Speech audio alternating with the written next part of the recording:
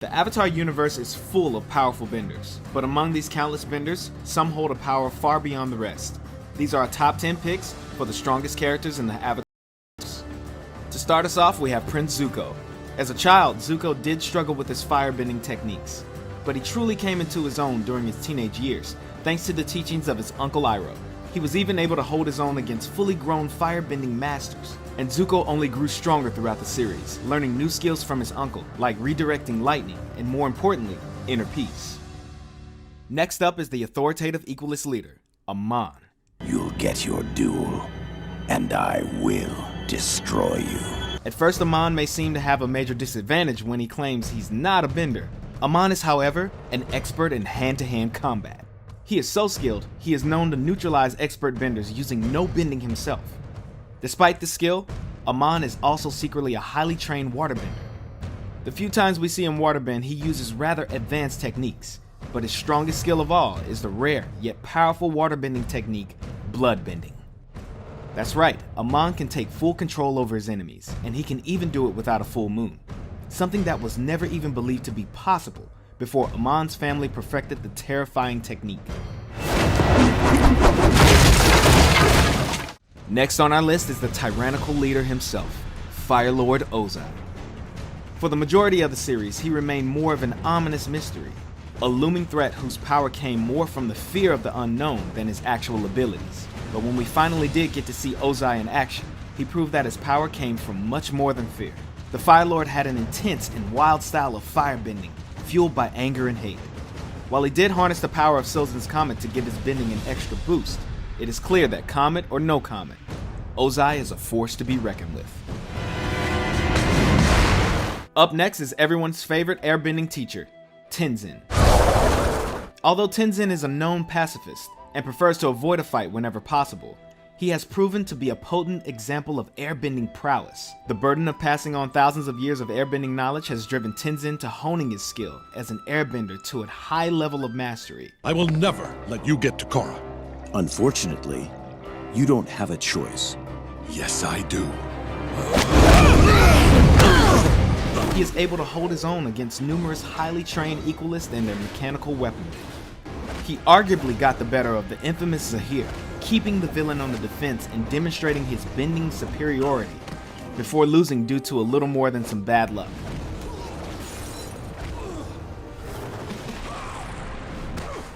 All in all, we think Tenzin could easily take Zahir in a fair fight. Strength seems to run in the family because our next entry is Tenzin's mother, Katara. Oh, great. You again.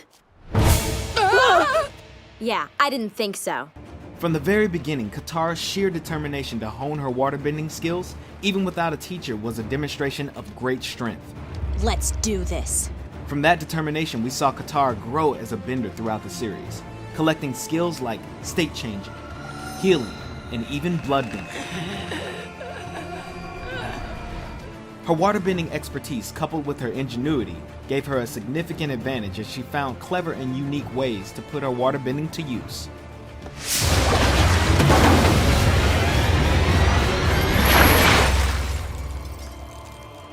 Although Azula is only 14 years old, she is regarded as one of the most fearsome firebenders of her time.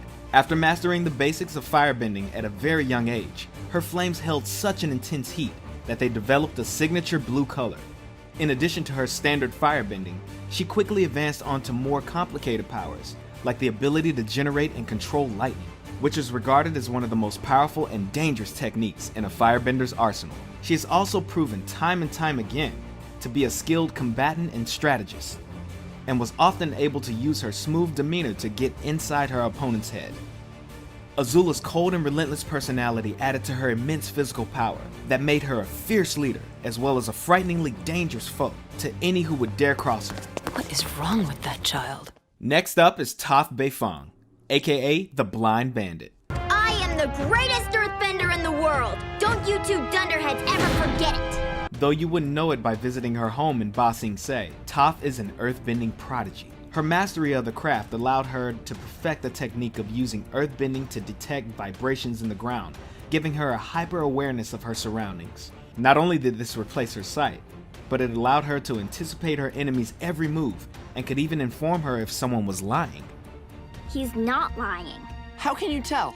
I can feel his breathing and heartbeat. When people lie, there's a physical reaction.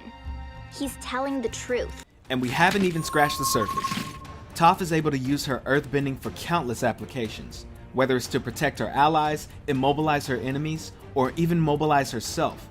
Toph has a skill for almost any situation. Need a ride? She has even gone as far as to invent and master an entirely new form of bending. Have I ever mentioned how sweet it is that you invented metal bending? You could stand to mention it more. When Toph runs into something she struggles with, she puts her rock-like willpower to the task until she's mastered that as well. Woo! Toph, you rule. Don't let his good nature fool you, because beneath Iroh's optimism and wisdom comes a raw power that only experience can bring. As one of the few firebenders of his time that understood how to firebend without resorting to anger, Iroh had a high level of mastery over the art. Though he would usually prefer to avoid a fight, he was not afraid to demonstrate his ability if the need presented itself.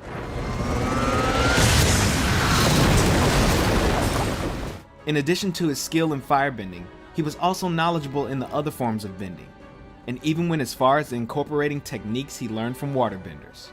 And as if that's not enough, Iroh was also a master tactician in battle, and was even once considered the Fire Nation's top general. Centuries from now, people will study the great Admiral Zhao, who destroyed the last of the Water Tribe civilization. You're lucky you're here to see it. Be careful what you wish for, Admiral. History is not always kind to its subjects.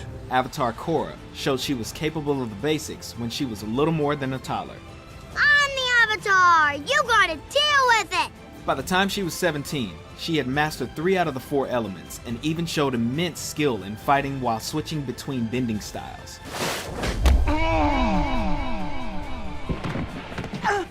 Chump. Water, fire, and earthbending came to her as naturally as breathing, as she pulled off advanced techniques with little hesitation.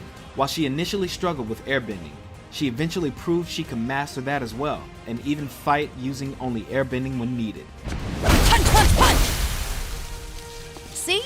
Mastered. Her grasp over the physical aspect of bending was so strong that she was able to use it to take down some of the most powerful forces in the world.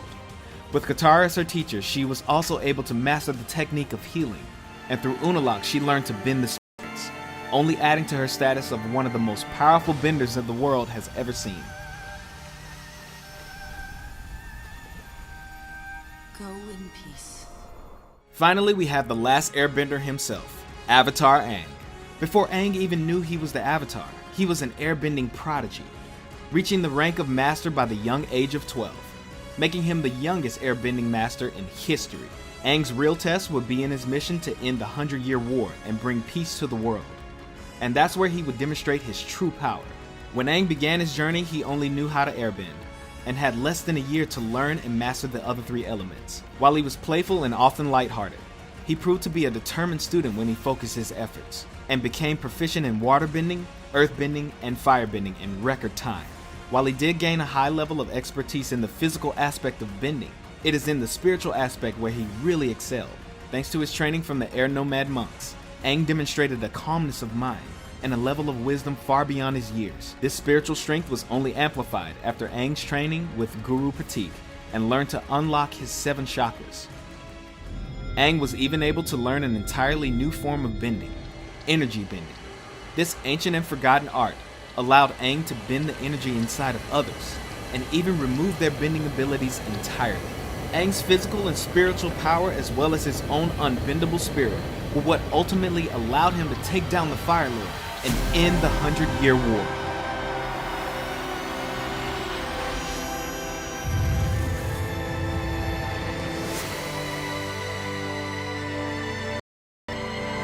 Who do you think is the strongest character in Avatar? Let us know in the comments below. That lemur! He's earthbending! No, you idiot, it's the girl! Oh, of course. Nick Rewind is all about classic Nickelodeon. Want more? Like and comment below. And don't forget to subscribe to the Nick Rewind channel and hit the bell icon so you never miss a new video.